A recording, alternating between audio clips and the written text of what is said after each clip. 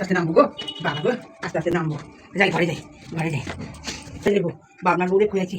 ও ও ও দেখি আমার পেটটা নেমে গেছে, কি শান্তি বাবা। ও কইয়াছি, তবে বাবনার বউদের কইলাম ওই তো সারা পাড়া রাষ্ট্র করবো। তুমি তো কালুর মনে হয় খবর দেবো গা। হ্যাঁ হ্যাঁ আমার বিশাল রাগ। কোথায় বুড়ি? বুড়ি কই? ওই বুড়ি কোথায়? কোথায় বুড়ি? বুড়ি কোথায়?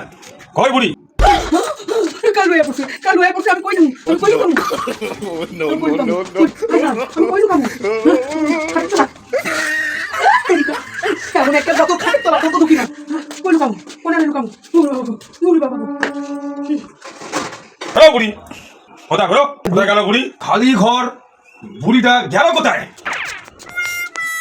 ওরা বুড়িটাকে পাচ্ছি না তো। এই একটা বুড়ি এই পুরো পাড়াটাকে লাগান ভাগান করে চালে ফেলল একদম।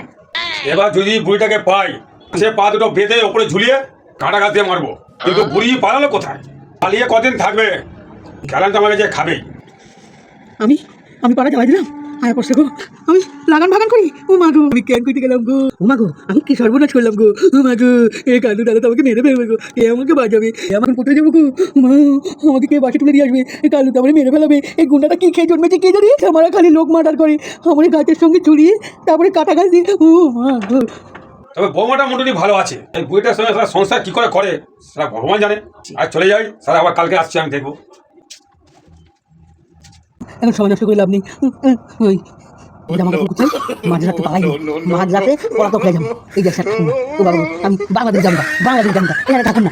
এই কালু আমাকে মেরে ফেলি।